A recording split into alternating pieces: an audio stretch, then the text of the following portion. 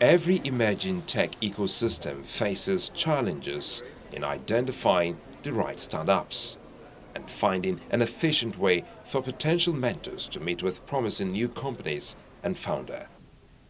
Kola Aino, founder, Venture Platform, joins us on the show to discuss ways to build a tech ecosystem. So tell me, can there ever be a tech ecosystem in Abuja? It's a complicated question, but I would say yes, there is a tech ecosystem in Abuja. The question is at what stage of maturity is that tech ecosystem?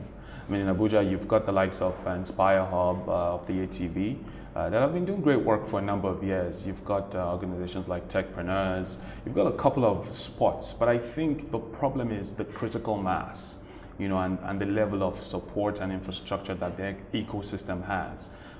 But I think what you're starting to see is that ecosystem would really start to gain momentum. I mean, with the likes of CC Hub coming in recently, and with what we're trying to do at Ventures platforms, I believe the ecosystem would start to form a lot more than it has in the past. Yeah, because if you ask me, from what I see, Abuja doesn't seem like an ideal tech ecosystem. So let me start, for example, rent. Where would the startup start from? What needs to happen for certain things to be in place?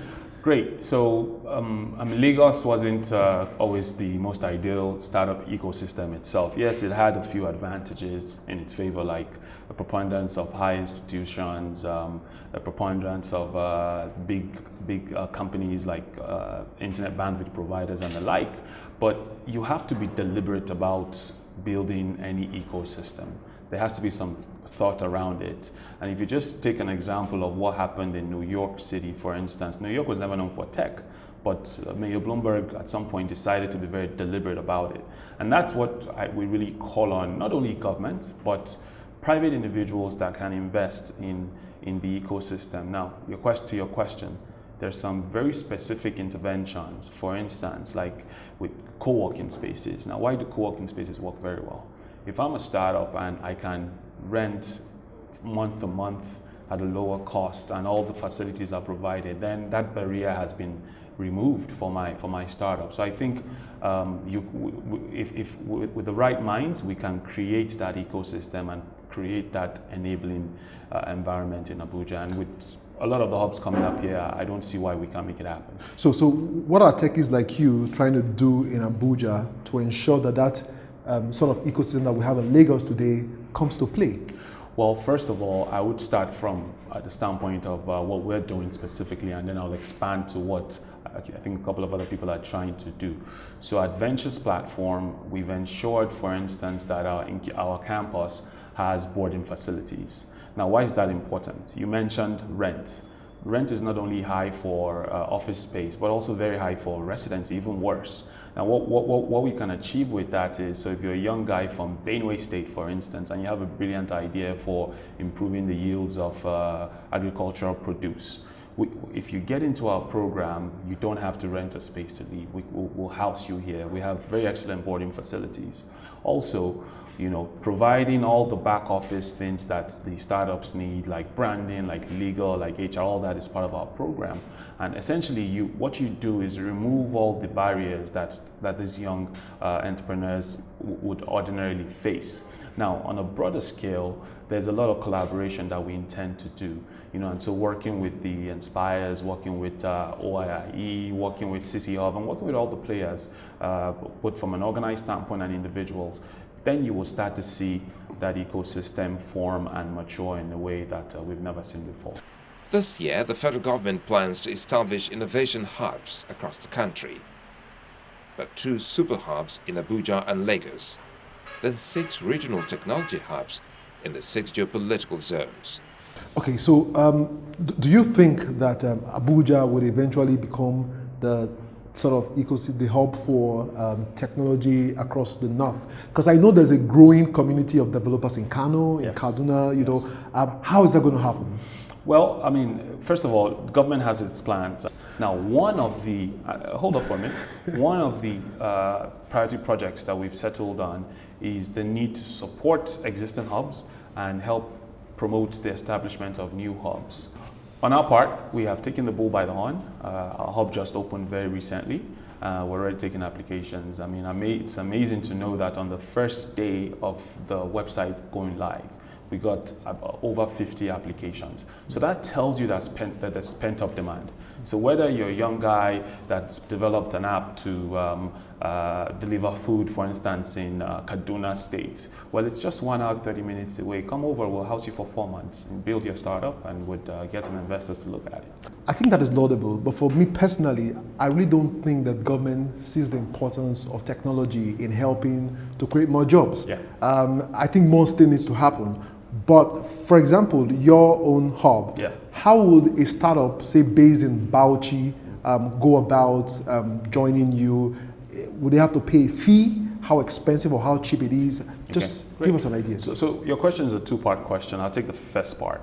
The first part, you've talked about not really seeing the commitment of government. Yeah, because take an example to the budget. Yes. The budget, the commitment committed to technology, communication. It could be better. It could be better. But so we're in talks with government now to really start to evaluate the potential jobs that can be created by just digitizing government data.